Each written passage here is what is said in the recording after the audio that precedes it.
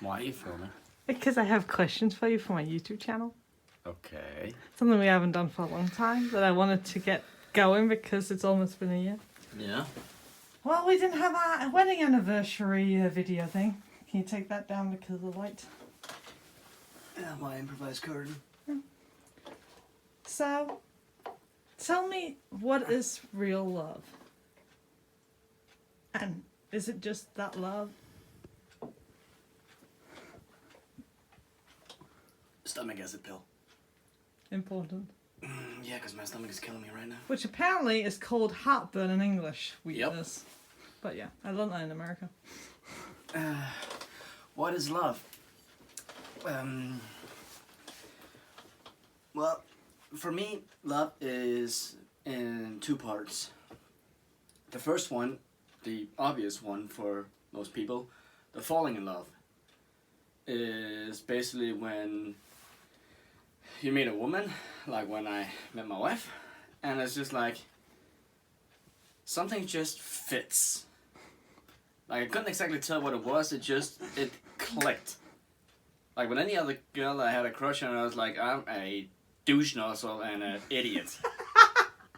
Sorry for checking out the camera, but this too. Like seriously, I did not know how to make a good sentence other than sounding like a toddler who didn't have a brain. But with my wife, it's just like everything works. That was the falling in love part. Or when some people say you fall head over heels. Exactly that part. Wow. But head over heels. Sorry, I can't. I'm too literal. that's my job. Some of it. Yeah. Anyways, the second stage of love is the sacrifices you have to make. Like for me, and I really had to explain to my wife that she wasn't a burden for me when I did this, because I made her cry saying this. I have no idea what he's talking about, just to let you know, after 7 years of marriage. Almost 7 years. To be fair, you've been sick with a concussion for 6 of them. Yes, I have no idea what he's referring to, but no. I have some guesses. Like, I'm a movie addict, and one of my favorite places ever is the cinema. Yeah, I was wondering if that was it. So, before we got married, I went to the cinema a lot. Like 1 year I went there 36 times. Yeah. When we got married, I had to sacrifice doing that. So like I went from 36 times in a year to about a handful, if I was lucky, because we couldn't afford it. And the first time I told her that, she broke down crying. Was like, but I don't want to be a burden. I'm like, you're not a burden. It's a sacrifice I am making. It's my choice. I could have said screw this and go off. I could easily have done that, though I would have been a giant ass prick if I did. But I could have done that. But because my love for her, I decided to sacrifice that part, even though it was a huge part and still is a huge part of me. Like I still love the cinema, full out. My collection should prove that part. Yeah, there's 2 layers. Yeah. So, love is sticking through the hard times. Like, it's easy to say you love someone in the good times. That's a walk in the park. Stick around and saying you love someone when it's hard, that's when you really prove you have love. Because it surpasses the hard times. Like 6 years of sickness, sometimes, yeah, I felt like saying screw it and go off and make it easy, but like, first of all, you're a giant douche nozzle if you do so. Second of all, you don't have love for your partner if you do so. And third of all, just don't. Just don't. So, love is respect and endurance for your partner. Oh. Yeah, give it a second. It takes a second. No, I came up with trust this computer, so I was like, ah, shit. Go away. As you would say to me, just ignore it. Thank you. as you would say. But yeah, endurance, acceptance, and support. Like acceptance is also accepting the things that your partner does that bothers the living daylights out of you. That was loud in my ear. And trust me, they're there on both our sides. Like I do shit that my wife finds extremely, extremely annoying and downright slaps me for.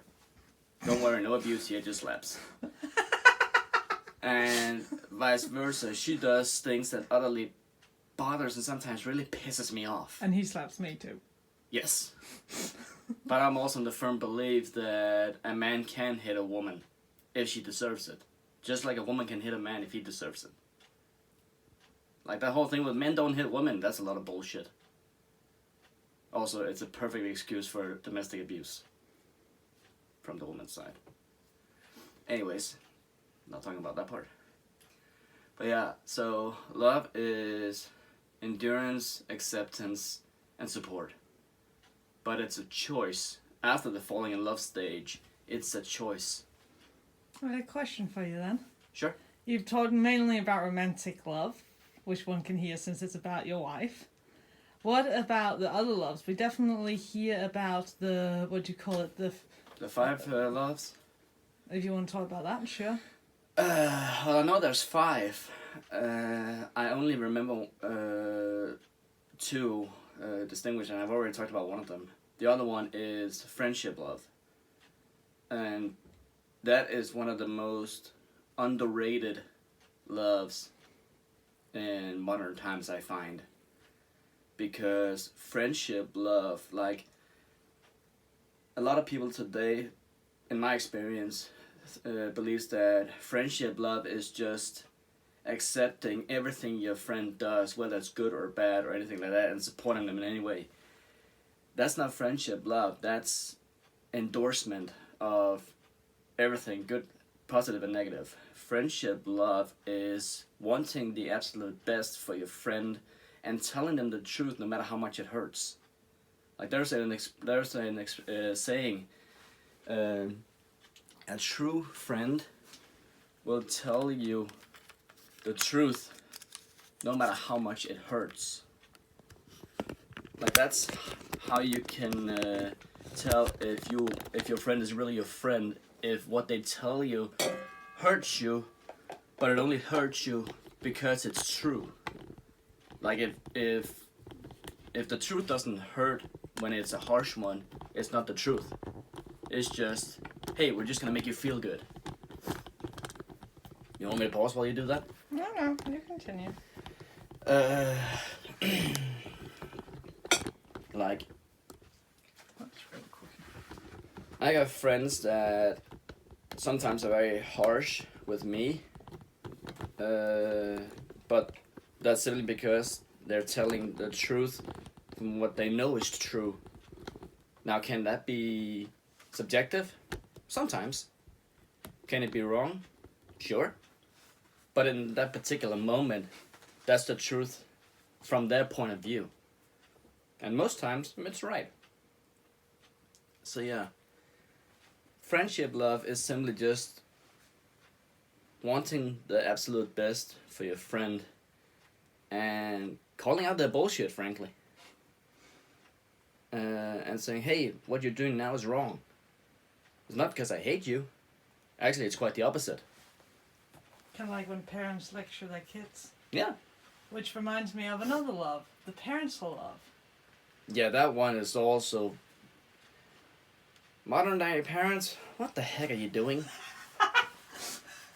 Like, first of all, I've seen so many video examples of parents negotiating with their toddlers. Why are you doing that? You're the parent. Your word is law for them. I am. Period. Like, you shouldn't have to say, oh, if you do this, you'll get this reward. No, you do this because I say so. Like, for a toddler, you are the government. You are their boss. We're going into discipline now of children. I'm talking about parental love. I'm getting there. Yeah, you're going a side character that's not meant for this video. Fair enough. Parental love for me, from my understanding, is two parts actually. One is very close to friendship love. Basically, you want the absolute best for your child. The other one is a more difficult part of parental love, as in you don't want them to make the same mistakes you do, but sometimes they have to because a parent's word alone is not always enough. They have to screw up on their own. But parental love in that situation is you coming, help picking them up, and set them straight. Like for example, you tell your kid, "Hey, don't climb that tree because you're gonna fall down."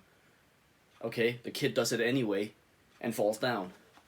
But instead of going over and go, "I told you so," blah, blah, blah, parental love for me in that situation is picking them up if they got hurt, addressing that. If they have a wound, dress the wound and wrap the wound. And then instead of telling them off, just say, "I told you this would happen, now let's get you better." Parental love is being able to watch your kids succeed and screw up, but be there for them no matter what. Like, a lecture can come afterwards, but in the situation, just show them love. Show them unconditional love. But unconditional love doesn't mean you allow everything. It just means you'll always be there for them. Okay, so it was the 4 types of love. It's the 5 love languages. Fair enough. We do get them mixed up every once in a while. And so to just tell you where it is, Eros is the sensual or romantic love, which you talked about. Mm-hmm. Then there's Storge, which is family love. Then there's mentioned that. Philia, which is brotherly love that unites believers or unites people. So basically when we say brothers and sisters in faith. Yeah, this is also the biblical version. Yeah. And there's Agape, God's love for humankind. Ah, agape in Danish. I learned that from the old principal at my college. Oh yeah, what about God's love for humans?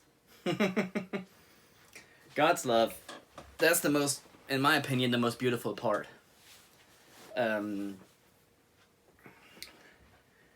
God's love is unconditional, but not in the way people think.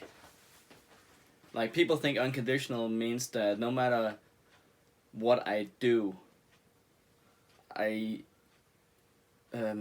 God will always love me, and to an extent that's true. But He won't love all parts of you.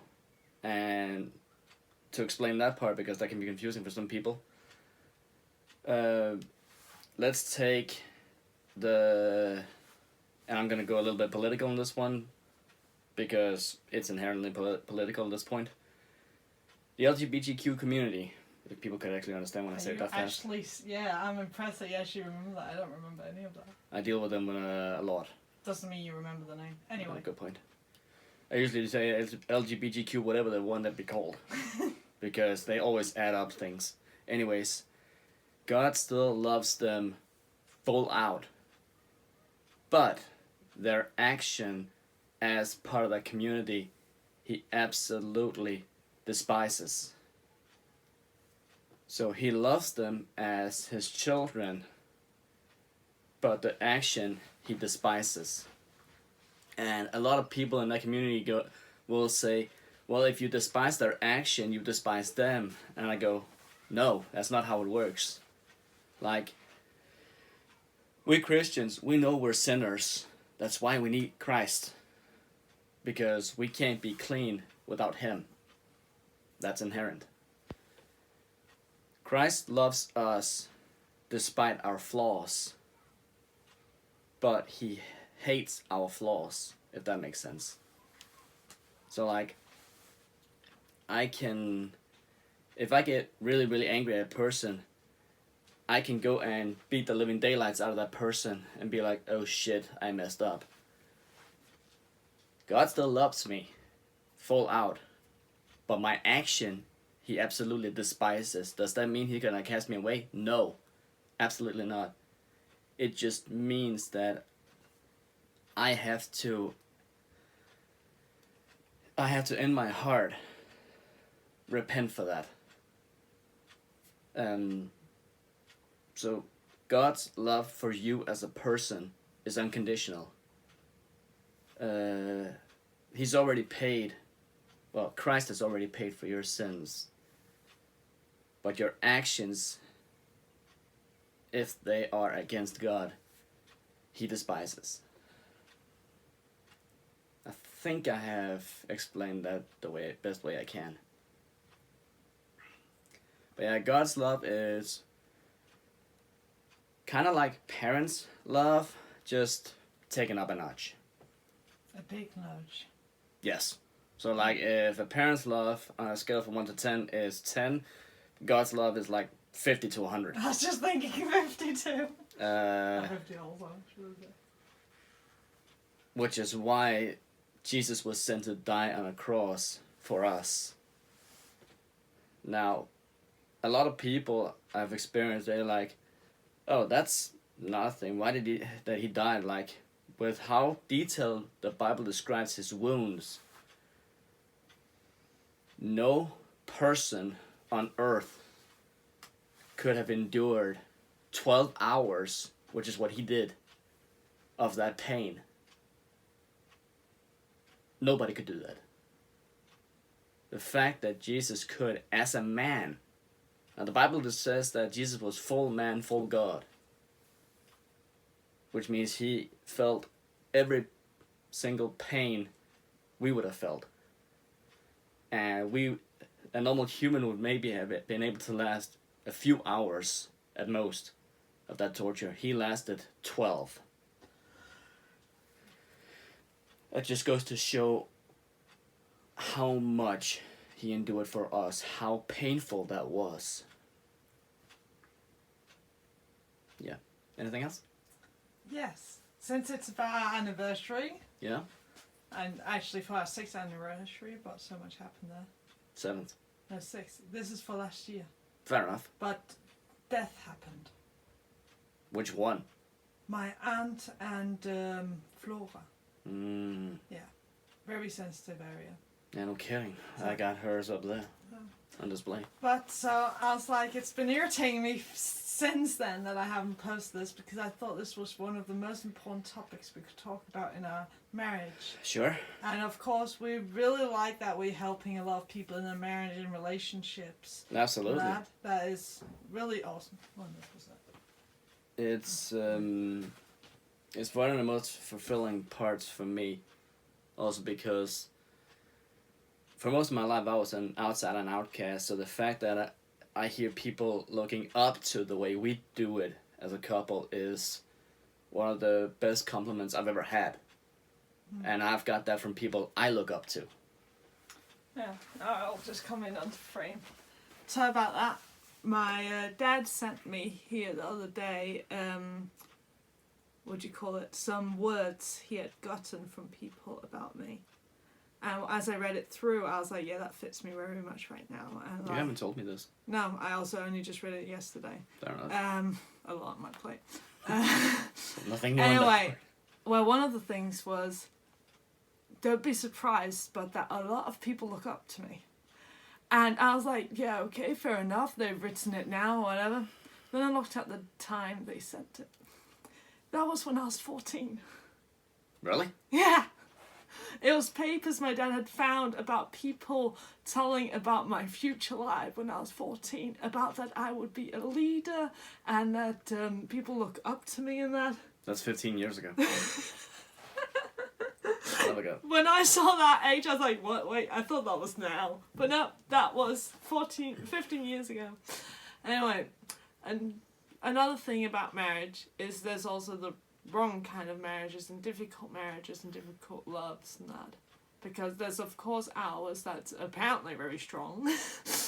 But then there's the others too. What do you think about that with other marriages and just the perspective of it? Not having to say anything's wrong or right, but how is the things like, if you get what I mean? I think so. From my point of view, and other marriages are people who get married for the wrong reasons. And of course, make it general. Yeah, I mean, when I say the wrong reasons, that counts for general people as well. Because I don't know if I've actually met specific people married for the wrong reasons. I tend to not spend my time with those types of people, at least not physically. Well, it's not that much with marriage for the wrong reasons, because so-called the wrong reasons is a definition of each our own beliefs, and that definition comes also from each our cultures. Like a culture of Denmark, let's say, is very open-minded, but also very, you do it weirdly, we won't look at you kind of a thing. In case people wanted to move to Denmark, don't do it. I'm not But, sure what you mean by that. for example, if you take the marriages of 60-year-olds with 14-year-olds, for example, things like that, we are open-minded till that, like, the gays, the homosexuals thing, they get married and so on. No, some Danes are definitely. Denmark is, not we. But it's not a part of our culture, so you can tell it to us and we'd be like, okay, that's happening, but it's not something where we're going to scream yippee kind of thing, so, but we accept it kind of a thing.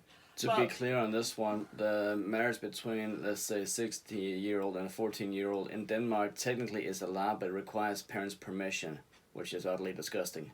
But yeah, technically it is allowed here in Denmark under certain circumstances. It's not just a regular thing. Unfortunately, a lot of parents are gone totally crocky-docky. I can only agree on. But I'm also just thinking about general marriage love. Like, you talk about how ours has been, but where's how do I say this? Like the right and the wrong in the things. Like the difficulty people have in their marriage and that. Like we talk about how, again non-specific, how some people we hear about with the marriage and that. A lot of our friends, for example, unfortunately have had divorce and that, and how it's how we see those things and our perspective of it. Your perspective of love compared to what the marriage and relationships of love happens around us, where they don't stick together compared to ours. What's your thoughts on that? My thoughts are, from outside can seem very harsh, but my first thought on those are people are a giant bunch of cowards. Because, as I said, one part about marriage love is endurance in the tough times, and that's where most people fail. Like, usually when people get married, that's both people with faith and people without faith.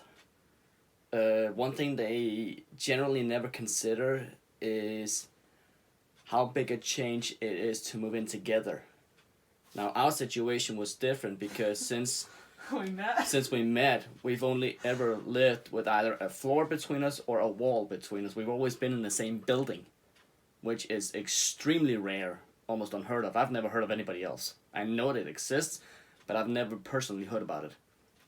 So our transition to living full-time together wasn't as challenging as, for example, people who live in different houses or even live across cities or across country.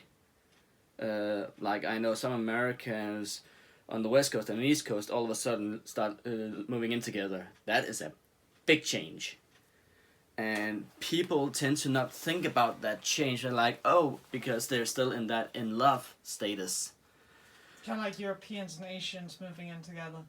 Oh yeah, the culture shock on that one is going to be like a nuclear bomb going off. Yeah. Like, for example, a buddy of mine, he's pure Dane, and took a page out of my book for some reason because he married a half English, half Hong Konger. And yes, I checked it out. People from Hong Kong are called Hong Kongers. which sounds really weird, but whatever floats their boat.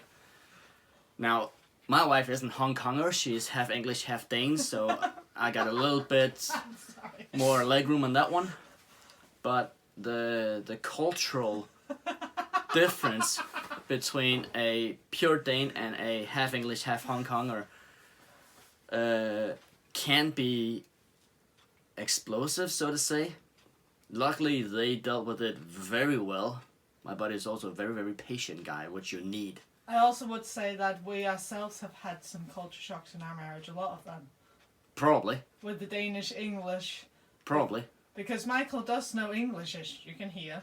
However, he knows more like American style English, Australian style, or whatever you want to call it. He doesn't know the English. No. And I'm raised in like part street English, but also posh English. Oh yeah. So that kind of thing. And then living in a house with his father-in-law. Yeah, for 10 months I lived with my in-laws before we got married. Now, first of all, that part is also extremely rare because the fact that parents with half the side being from England and some posh English, letting a stranger who is their daughter's boyfriend living with them with only a wall in between him and their daughter is a huge show of trust. Also compared to that, we don't believe in sex before marriage, so that was also a test for all of us to see. Yeah, talk about that now. I just want to put a comment on that particular part. Yeah, you go for it. Yes, we firmly believed in no sex before marriage. Don't get me wrong, that part was extremely challenging. Shit. Like, it was not a walk in the park by any stretch of the imagination whatsoever. Like, we got into a fight a lot just over that subject. Yeah, funny enough, I don't remember that. But You don't remember much from that time, I remember which other makes stuff. sense. Which is nice. In that area. Nice for you, not for me. Anyways, so when people say that Christians with that mindset have it easy, no, absolutely not. Extreme self-control. Like, falling for that trap, that's the easy part. Like, giving in to lust, that's easy. Just giving in, that's easy. Self-discipline, that part, that's the challenging part. And having that to both partners, that can be very challenging. But, again, moving in together as a couple, most people don't realize how much your everyday changes. Like, you just try to go around doing your normal everyday business, you can't. Not the same way. There are so many changes. Like, first of all, you're not sleeping in the bed alone, obviously. That comes with a whole bunch of different challenges.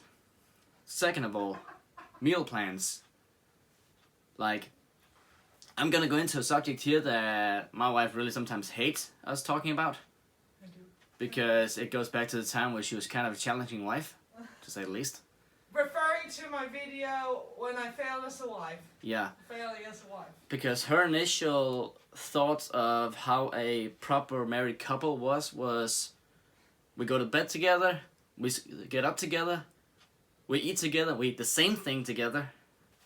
When she's married to a guy who's very nitpicky about his food Extremely. and not really into trying new stuff. Talk about the amount of fights we've had just over that particular subject. Oh my goodness. Like, yes, there are some times where we wanted to beat the ever-living snot out of each other. Your expressions. I'm trying to keep it PG. You don't have to. Just don't swear. That's the PG version. That way. Okay. Otherwise I go PG-13. But yeah, moving in together, like, also the fact that you gotta split your stuff between each other. Like, it's not just your stuff anymore, it's our stuff. Now, personally, I haven't been able to do that completely because I have a lot of stuff that is emotional to me. They're emotionally connecting me. I like to say that's for both of us, since we also have a lot of inheritance. Yes. So not everything is each other's stuff, because that's just inherent. I mean, there's a lot of items that I have that my wife knows if she damages that, she's gonna be in a world of trouble for me, Basically, and vice versa. I might as well move out. Borderline, and vice versa.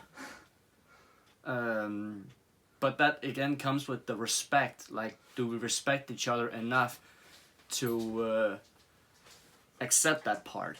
Because if you don't, you won't have peace. So yeah. Anything else? No, that was a good half an hour and I barely got to say anything, so I guess that's fair enough. Well, it does happen every once in a while that I just get to speak. Yeah, I also think it's nice that they get... Any other, like, general thing you want to talk about love, now that I'm sitting here?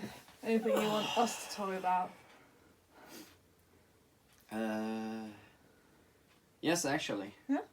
Knowing the difference between sacrifice and being a burden. Because they are two very different things. Yeah, an example I have personally is a sacrifice for me has been that of course the sacrifice can change over time. That's also Absolutely. the thing. Is, for example, having a house the way I want it. As a woman, that probably is very womanly more than I thought I was. Then having a house where a guy leaves his things around and we complain to each other about each other's mess, and that I've tried to get him better with, instead of thinking he needs to do, to think I should do first to show him what I want, and then hopefully he'll pick up the game, which has actually worked after me doing that sometimes. Of course, it gave a lot of self-discipline with Mariana. If you want Michael to do it, you do it yourself, move your ass. And that has actually helped, because sometimes words don't work. Sometimes action works better than that. I wasn't done. I just wanted to put one comment in on that one. Rather than otherwise I forget what I want to say. Sure. So a sacrifice there was that I had to accept that the house was messy, and for me, it being messy meant my mind was messy and heavy, and that was very hard for me to... I hope I'm in the frame. Oh, you are. If anything, I'm more out of frame. To work on. And it's gone better now that we're in a new place, or a new situation in our life. Okay. And in a new area in our marriage too. And then a burden, however, a burden for me would be how Michael's health has been. There's no plus, there's no minuses. I mean, he is literally a place he can't do a job, we can't have a family, we can't have the house we want. Yep. It's all because of him. Yep. And he feels like a burden, and I feel that's a burden in that. Yep. And yes, we work on it. But it's a much longer thing, and it's again, there's no respect, no acceptance there. The only thing there is he's a burden for me, but he can't change it. I mean, if he could, he would have done it right away. Oh, absolutely. And I love him, so I keep on going, and I'm just waiting for God to give us that breakthrough. Yeah. But with the... Okay, it was burden. What was the other thing? Burden and... Sacrifice. With the sacrifice, it's a teaching period. It's learning about each other and that, and also it's going against each other's personalities, because we're both messy people. Trust us, we're very messy. But I need it organized while I'm messy, and he's one that doesn't see it. So that in itself, I've had to choose my battles. And that again with the sacrifice, that I had to sacrifice some things that was pissing me off every day, and I shouted at him and screamed at him and so on. Oh, yeah. Till now where I'm like, Mariana, do you want to focus on this? Use all your energy on this shit and maybe get an argument with Michael. Maybe use your energy and trying to remember that you're with him. ADHD here. And so on. Or would you rather that you just forget about it today, put a cloth over it if you need to, or close the door and go and do something else and just... Get that dopamine up. Just be happy because you just need a break. And I'm like, you know what? Today I'm feeling energetic. Let's try it out. Minus the argument, hopefully. And other days I'm like, no, I'm just going to go in and lay in bed and listen to music and just try to forget about the world. If you come and ask me what's up or something, I'll be like, I'm stressed about that. Don't want to think about it. I'm going to lay here and just be sad. Yeah. A comment on that one from my side. When we talk about difference in personalities, My wife is a micro organizer. I'm a minimal organizer. No, micro. I'm a micro, you're micro. Thank you for means specifying big. that one. I keep forgetting the other one. Yeah. When those two collide, that rarely ends up well. Yeah, I had to look into organization professionals on YouTube, like Clutter Bucket and so on, others, about it, where also it's like, well, what's your organization? Are you one that needs it all visual? Do you want it in a box? Don't you? What's your storage? And that was so stressful for me because, like, I would be one, I would, like, if we take a normal office drawer, I put things as color pencils, felt tips, pencils, pens, rulers. Michael, Oh my goodness. dumped everything into the drawer. Well, and, yeah. and then when I read about when those two versions lived together, then the worst news I could hear from a professional about that came. That when a micro and a macro live together, it's the macro that decides. As in, it's the one with the least organization sense. And so with that, the more I learned about organization and myself, the more I learned where Michael stood. So that also did that, hey, if I want a container with that and that and that, then I can do it if I want to. Yeah, sure. That's where we make one of our relationship agreements, which we have. Mm-hmm. Kind of like Sheldon from the Big Bang Theory style, just we don't always write it down with signature. But it is a really good way of doing things. Where we have that thing with... By the way, you're talking very loud. Sorry. If I want to organize something, I can, but I'm all alone and doing it.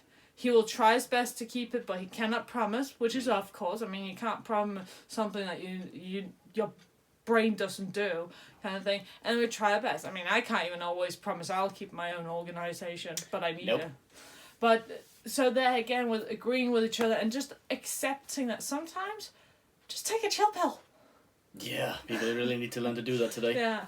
And I myself have so many times had to take a chill pill. So many times where actually I got so overwhelmed from things, and let's make it clear, I've never been good at taking a chill pill. Nope. That Michael literally had to pull me out of a room and be like, you're not doing any shit, you go away from this, I'll force you in there, I'll close the door so you calm down, woman, because you need to, because I just couldn't. And that's also the thing about a marriage with love and respect, that even though something's really tough for me, I know that he knows me enough that he knows where to go. Also, like we say, I just watched a video about ADHD burnouts and that having a husband that knows, well, when I'm hyper-focused, you shouldn't disturb me. But then after that, come and remind me, have you been on the toilet? Have you eaten? Have you drunken? And so on. Just like last night, what I did. Basically. And last night, I was focused because I've been looking into some things about my future. And I could feel the dopamine going all from excitement, so I didn't want to go to bed yet because I was like, yeah, I'm not going to sleep. So I started scrolling on Facebook feeds, and I just kept on coming, and suddenly, while I was focusing, I could just see him coming, so he disturbed my semi-hyper-focus there, and it was like, shouldn't you be in bed? And it was like 1.5 hours after my bedtime. And I was like, yes, but I'm not planning on going. He pulled me to bed. He turned down the computer and pulled me to bed. Because sometimes your husband, your wife is not a husband and wife. It's your partner. It's your team. And it's like when you see teams, like in movies, in action movies and so on, that when one gets shot, no matter how much that person wants to keep on fighting, the other ones sometimes have to just pull them back and say, you got shot, you lay down. Comment on that one. When I did that last night, to be clear, that was not without protest. Oh, no. She protested a lot, and I just didn't give a shit. Like, you trying sometimes very hard to keep a specific bedtime, and these days, because you are off a lot, you're failing miserably. So I'm gonna do you a favor and help you with it. Not just because I'm off, but I have this bad habit. Sometimes I go into YouTube scrolling thing in bed. So I come in at proper time, like 8 o'clock in the evening. I'm in bed, and then I just scroll, and then suddenly it's 10:30, 11. Or 12:30. That hasn't actually been these days. I've been before 12. So True, but still. Yeah. So. But again, that with love and respect. He loves me and respects me enough that he wants to help me where I have difficulty. And I know that she'll be annoyed the following day because she's not getting her the amount of sleep that she wants to, because she's still going to wake up and get up at the time she wants to. But she's gonna be a cranky bitch. Actually, that's not true. I've been sleeping in late these days because I was freezing in that See? stupid weather. But she's gonna be a cranky bitch to me sometimes with it, and yes, I can call her that because we call each other out when we are. Like, she calls me an asshole when I'm an asshole, and I call her a bitch when she's a bitch. She also calls herself a bitch, so that helps a lot. And that's another thing with mutual respect in a relationship that we also see a lot of couples don't do. Like, for example, we know one couple, I'm not gonna mention any names, but the way the wife talks to her husband is sometimes utterly disrespectful, at least from our point of view. And if he talks right back to her the same way, oh boy, is he gonna be in for a world of hurt. I'm not talking physical though, although she could really hurt him. But that's not respect. Like, we can talk to each other in the mutual disrespectful way to a certain degree. If we overstep, we also go, honey, that's too much, and we're like, oh, sorry. But because we call ourselves, sometimes sometimes I'm an asshole. Because my opinions are very firm. And I really suck at sometimes saying that in a more polite way. And it's basically like when you've seen puppies and their parents, or if you want lions and their babies or whatever, the child will go and bite to learn how far it can go, and the parent will continue biting in a playful way. But when it gets too much, they make that really big, loud squeak, especially with dogs, but also other animals, they make it very clear when you have gone too far. Well, then things calm down again. And that's also why I find, like you say, with respect, that with... You have this fighting, this biting, because you want to help each other, but also that thing with you want to get somewhere without pushing too many of the buttons. I mean, do we push each other's buttons? Oh, yes. absolutely. Do we push it every day? Pretty much. Pretty much. Okay, to a certain degree. Yeah, thank you. But at the same time as that, there's also that respect. Like, some days, I'll not mention some things to my own because I just know it's not there for that time.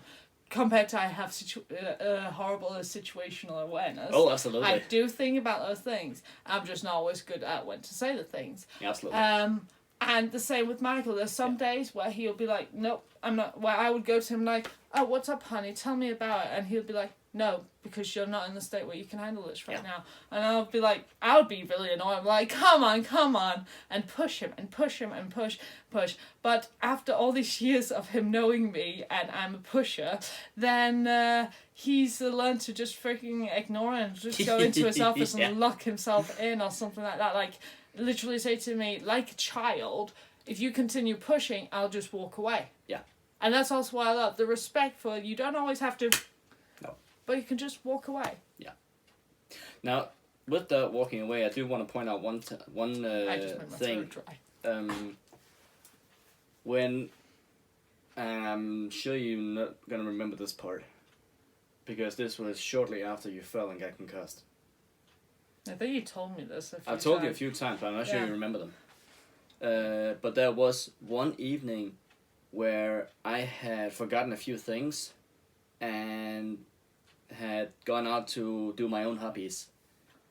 And then I come back in, and for some reason we got into a fight. And because I was very tired and just overall a bad state, I decided to walk away, remove myself from the equation. You absolutely hated that, so you followed me and said something of the line of, why are you leaving me when I need you? And that was the tip that just made the water flow over the cup, because I said, honey, I have never actually walked out on you when you needed me. I walked away because if I didn't, I was going to hurt either someone or something.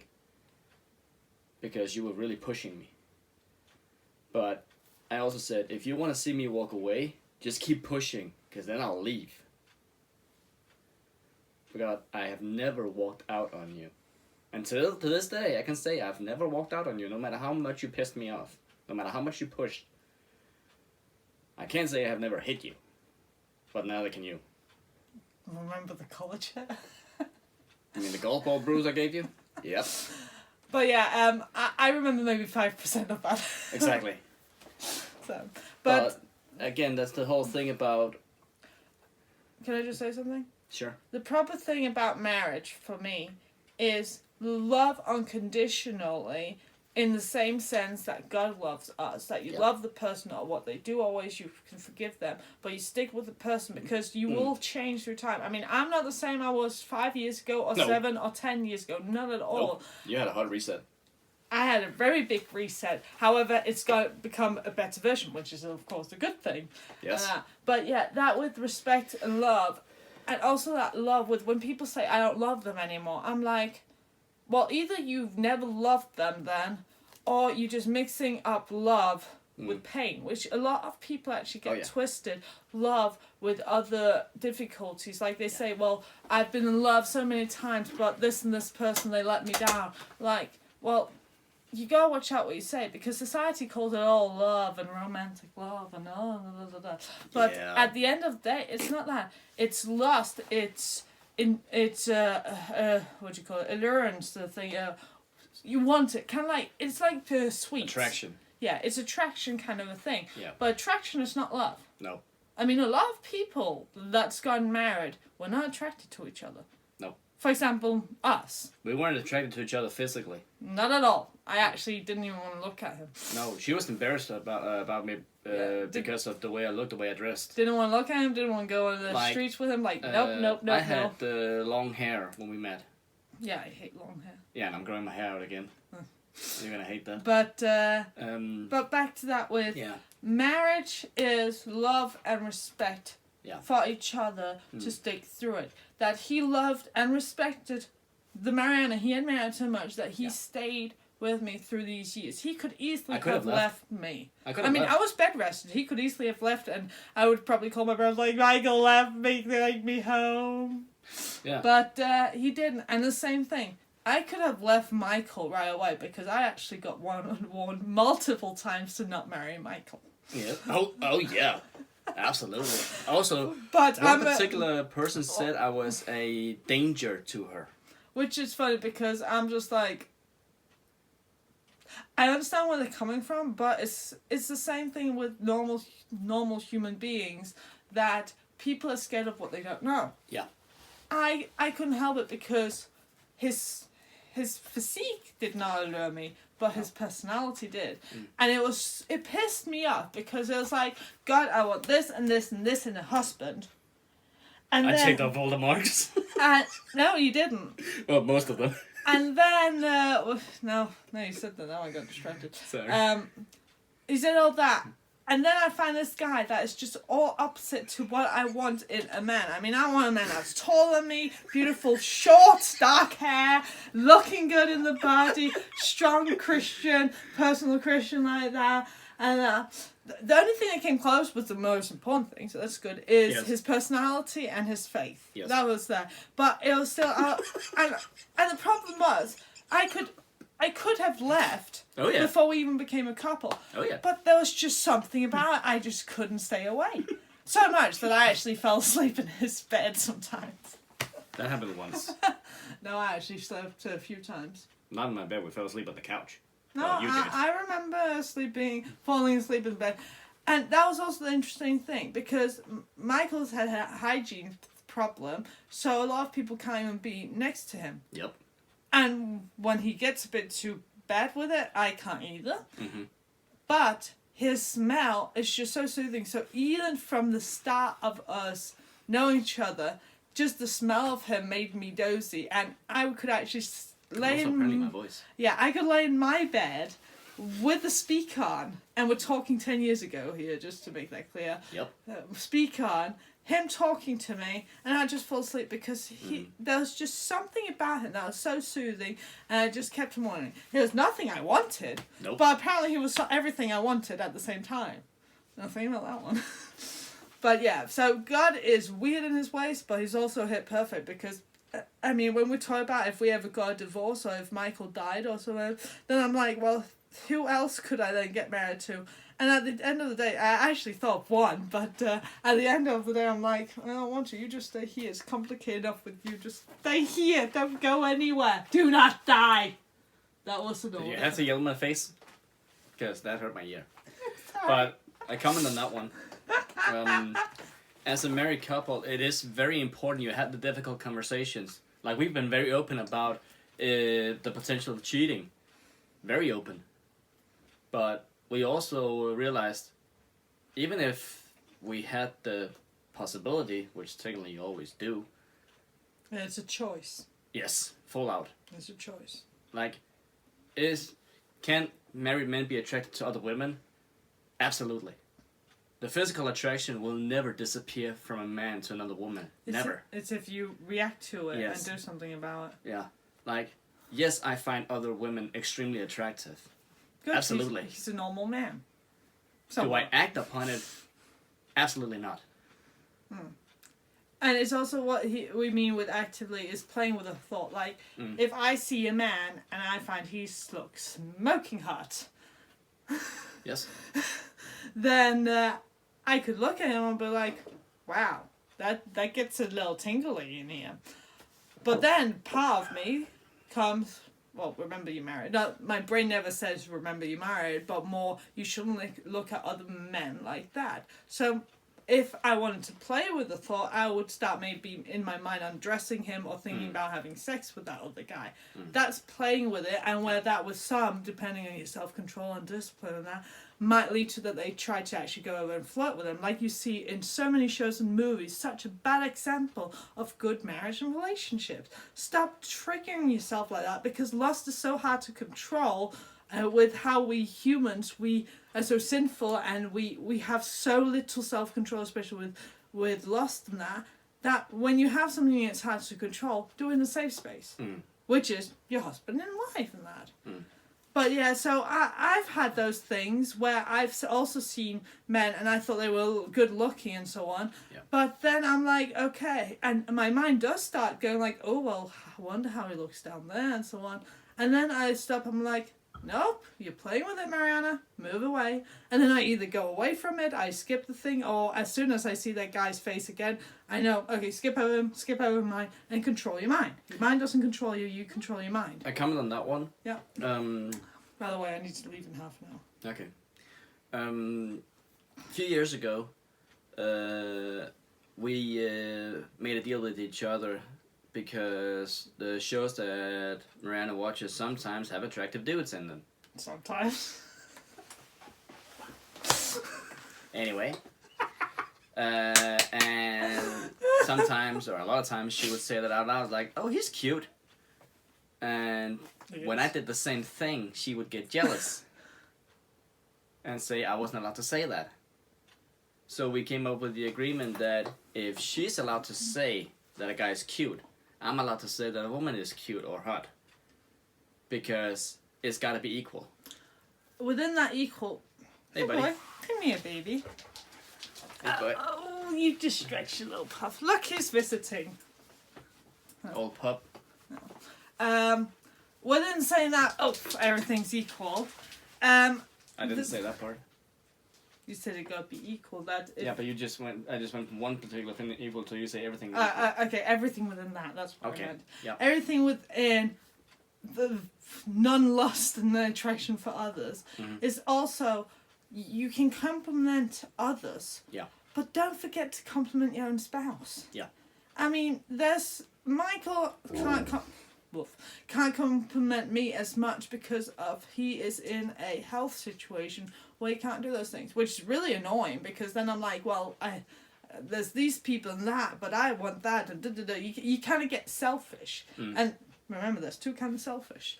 So, oh no, there's two kinds of jealousy. Now I'm mixing up selfish and jealousy. Ignore what I just said. But so it's also that thing with, sure, you can go and say, he looks good. And the man goes out and says, she looks good. But don't start undressing or thinking, how would it be kissing them? Or, well, she also had hair and that body. And said, no. There you're messing with it. Don't do that. Just enjoy God's creation. Enjoy that. And then if you get triggered from that for something, then either walk away from it so your lust gets under control, or go over to your husband or wife and be like, now I'm in the mood again, or something like that. I mean, as you can tell, I see a lot of beautiful people on screen. You do? Yes. Right, okay. Because those movies are full of them. Oh, disturb Yeah, that would be the Shia LaBeouf version.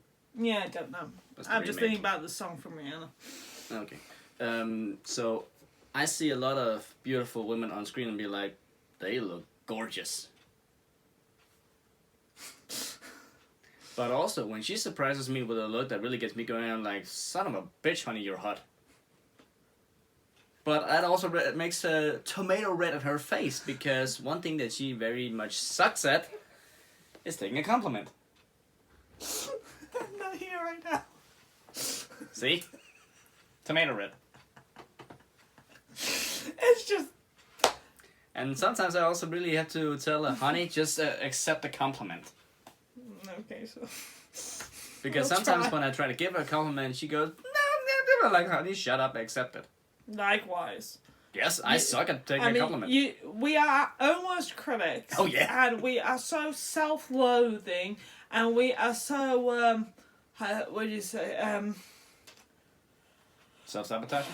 no, we look down on ourselves so much. I mean, that's also true. one thing I love about this YouTube channel, is putting so much up where I'm just expressing my mind and hearing from people how we're doing well and how we're looking good, and also from my friends like, oh, you look good, and so on. It's so nice, because if we were just left for ourselves, I would look like an old witch in my mind, in a sense. I mean, I don't want to, obviously, but because we're so critical against ourselves. And the same thing, I mean, we're really good at going over to each other like, hey, honey, awesome, you know, you're really good at that, and oh, that's definitely a talent. But as soon as it's ourselves, what is it you usually say, honey? I don't have any talent, I don't know anything. Oh. Yeah, I'm very good at degrading my own intelligence, apparently. Likewise. No. But yeah, so what is love? That's what love is. Yeah, there's no one sentence to say what is love. It's a whole complicated matter, What but is it's all love? beautiful. I got one. Was love? God gave it for us. God gave it for us. Whoa, whoa. What? That's a horrible remix. I also only just made it up like 3 seconds ago. I'm not surprised in the slightest. Was love? God made it for Stop. us. Stop. See? What? What? You don't get it, do you? I think I do. What are you getting at? So I know if we're on the same page. The fact that I just told you to shut up. Oh. Okay. You clueless woman I didn't know what to say! Clearly. Well, thanks for watching. Bye bye.